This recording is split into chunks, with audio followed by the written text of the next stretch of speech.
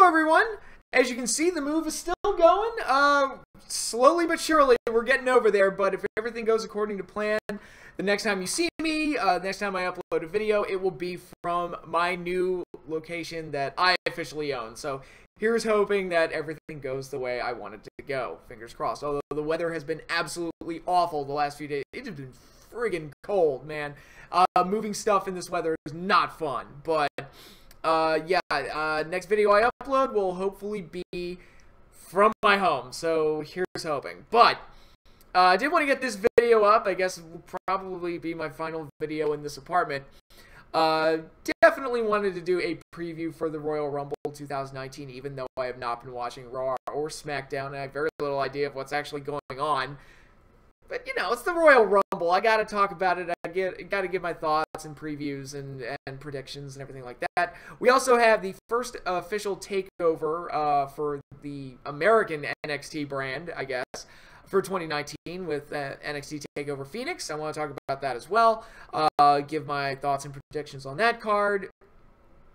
And, yeah, I guess with that, let's just jump right into it. But before I get into my Royal Rumble and TakeOver talks, if you weren't aware of it, Dalyxman, my boy, everybody's boy, he did a Royal Rumble review series of which I participated in. He invited me to be a part of it, and I reviewed Royal Rumbles 2002, 2003, and 2004. So if you haven't checked those out yet, I'll post the links in the description.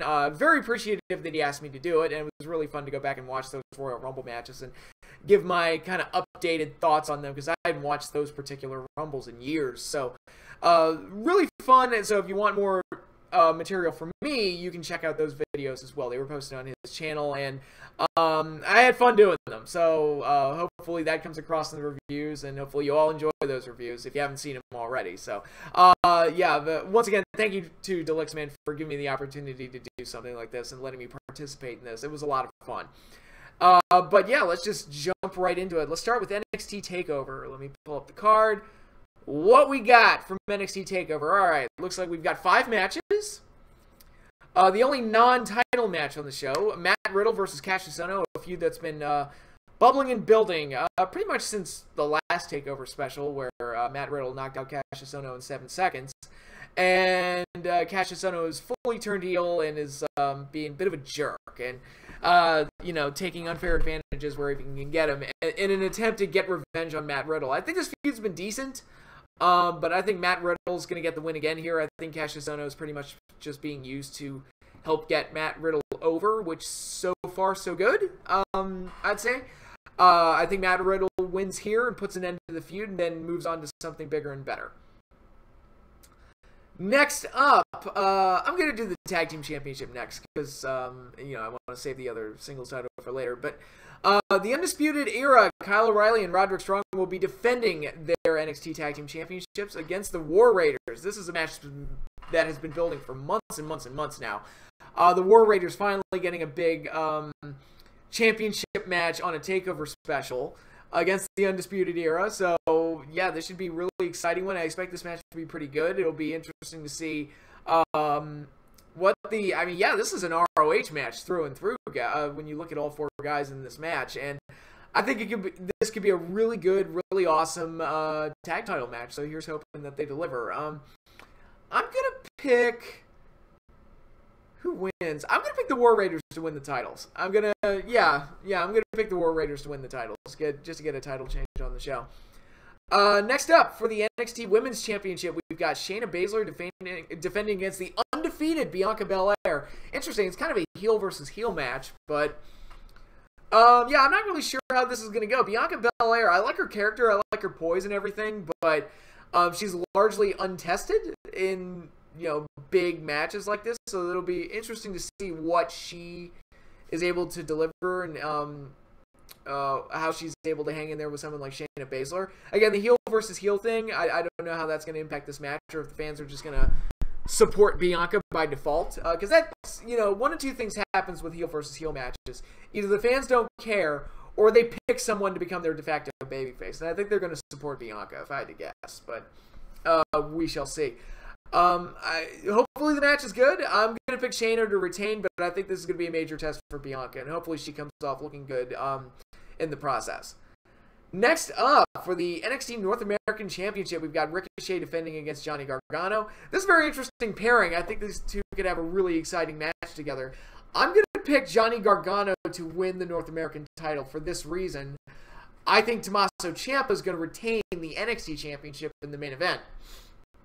Tommaso Ciampa will be defending the NXT Championship against Aleister Black. I think Tommaso Ciampa is going to win, and I think Johnny Gargano and Tommaso Ciampa are going to have a DIY reunion, but as heels. And they're going to run with that because Johnny's obviously gone to the dark side, and they've been teasing kind of a reunion between the two.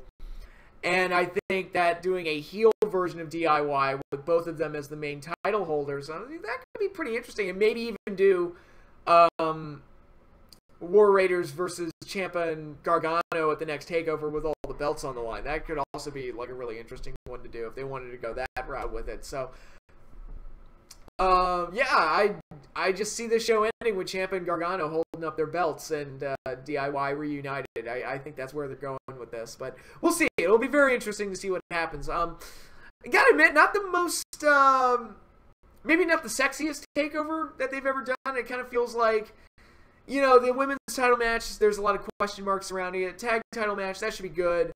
Ricochet and Gargano is probably the most like eye-popping match on there, but Riddle, Cassius, we've seen it.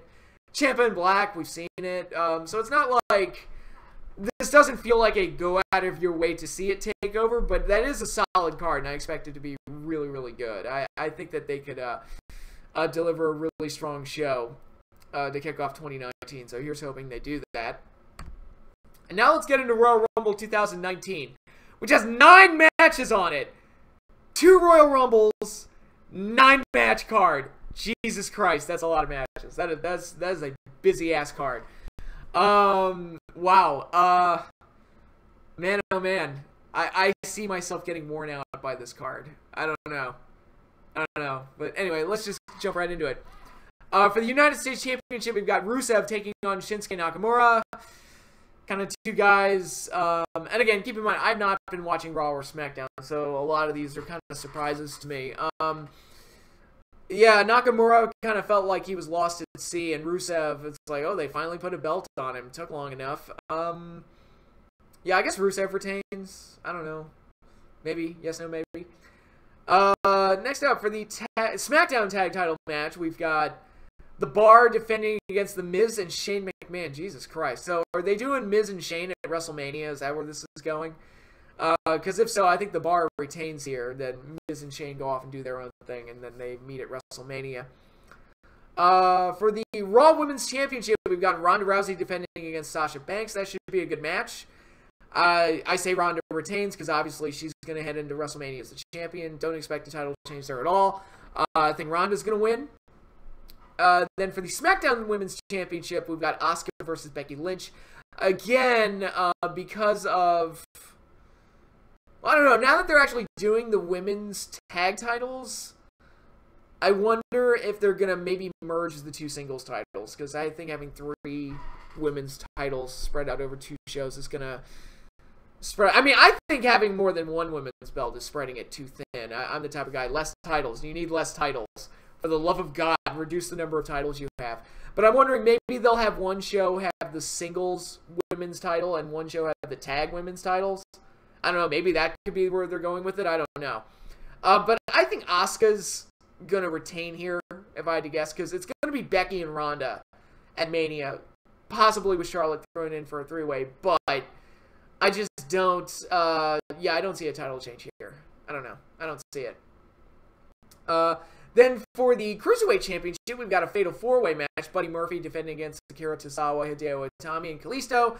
I say Buddy Murphy retains because he's kind of the best thing in the Cruiserweight division right now. At least he was back when I was watching. Yeah. Yeah, I mean, that'll be like a fun spot festy match. Those type of matches are always fun. Then for the WWE Championship, we got Daniel Bryan, the new Daniel Bryan, defending against AJ Styles. That should be a really good match. On any other card, I'd probably be more excited for it, but on a Royal Rumble, that looks really bloated. It's kind of like, oh my goodness. This is, yeah, this card is just way too busy, I think. But, I don't know, on a card with 2 matches with 30 people in it, do you really need 9 matches? I don't know, this just feels like too much. But, yeah, Daniel Bryan and AJ, you know, I expect these two to have a really good match with each other. It's Daniel Bryan and AJ. And, I say Daniel retains. I'm not predicting a lot of title changes here. I don't know, because I guess it would just rock the boat too much for Mania. I actually would have hoped that Bryan versus AJ would have been the Mania title match, but, you know, as is, I think Bryan and AJ will have a really good match. I'm picking Daniel to retain. And then we got Finn Balor taking Braun Strowman's place. Braun got removed from the Universal title match, which feels like a reactionary move to either keep Finn from signing with AEW, or Brock Lesnar didn't want to work with Braun and handpicked Finn. It's maybe both. Maybe both of those things happened. I don't know. But Brock Lesnar defending the Universal title against Finn Balor. I think this will be a very interesting pairing. I think Brock works well with much smaller guys. Look at his match with AJ. Look at his match with Bryan. So I expect this match to be really good. But no way Lesnar's dropping the belt. He's holding onto that belt until Mania. No ifs, ands, or buts. And then we've got the 2 Royal Rumble matches. The Women's Rumble and the Men's Rumble. Let's take a look at who's actually in this thing. Starting with the Women's Rumble, we've got Carmella, who earned the number 30 spot at TLC by winning the Mixed Match Challenge. We've got Ember Moon, Natalya, Bayley, Ruby Riott, Liv Morgan, Sarah Logan, Mandy Rose, Sonya Deville, Alicia Fox, she still has a job, Zelina Vega, Naomi, Mickie James, Billie Kay, Peyton Royce, Charlotte Flair, Tamina, Dana Brooke, Lana, she's still there, wow, okay. Nia Jax, Nikki Cross, Alexa Bliss, making her in-ring return, good for her. Lacey Evans, so I noticed that Nikki Cross and Lacey Evans don't have color. They're not branded, so it's like they moved them up to NXT and they don't have, like, brands yet. Okay. Why would Nikki Cross be on SmackDown with Sanity? Is Sanity even still on SmackDown? That tells you how behind I am. But according to this, 23 of the 30 entrants have been announced, so I expect a lot of surprise entries, possibly like Trish Stratus again, and like, you know, Tori Wilson, that type of thing, where they'll, you know, Lita, they'll bring some people back to kind of fill out the additional 30. Maybe a few NXT names will be thrown up there as well.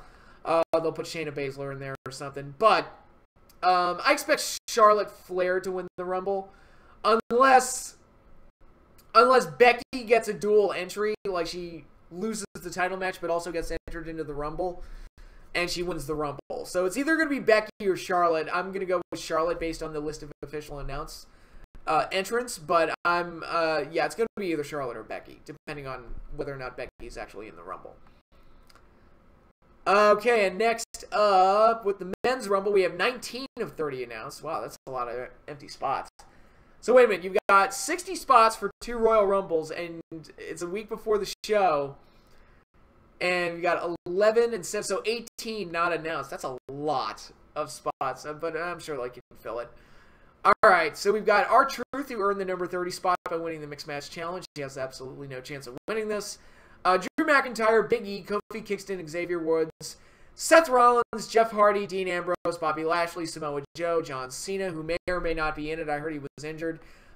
Gotta be honest, like, John Cena's participation in this was not an attraction for me, so I don't really care if he's in it or not. Not saying I don't care that he's hurt. It's a shame that he's hurt, but I'm not going to all of a sudden not watch the Royal Rumble just because John Cena's not in it. Elias, Baron Corbin, Jinder Mahal, Apollo Crews, Andrade. So what, did they drop the rest of his name? He's just Andrade now? What's wrong with Andrade Cien Almas? What does Vince have against full names? What is wrong with you? Mustafa Ali, Rey Mysterio, and Titus O'Neil. It's heavily rumored that it's going to be Seth versus Brock Lesnar at WrestleMania, so because of that, I'm going to pick Seth Rollins to win his first Royal Rumble. So that is that. So, yeah, quick video. I didn't go very long on this one, but I guess that's what happens when you don't watch Raw and SmackDown regularly. I don't have a lot of in-depth thoughts on this show and what actually led into this show, so maybe I'll be surprised when I watch it. Now, because my move is going to be finished up this weekend, I don't know if I'm going to be watching both NXT TakeOver or Royal Rumble, but I promise you I will watch both shows, and I will have a review up for you sometime next week. Now, that also I have to mention the other videos that I have planned for the end of the month. My next monster movie review video, which is going to cover the first few Gamera movies, my next Star Wars book review, and my top 10 matches for the month. My top 10 match video, not like top 10 of January, but my top 10 like nostalgic look back at previous matches. I want to get those videos out next week, but I don't know if I'm going to be able to do that. So like I said in the previous video, if I don't get them out next week, they will definitely be up first week of February. So if there's a delay there, I apologize. But, you know, moves are crazy and winter is hell, so a lot of things get in the way. But that is all I have for you now. Thank you all for watching. Hopefully you all enjoy the Royal Rumble, and hopefully you all enjoy TakeOver, and hopefully the rest of my move goes smoothly and there are no problems. So I'm all done here. Thank you all for watching, and I'll see you all later.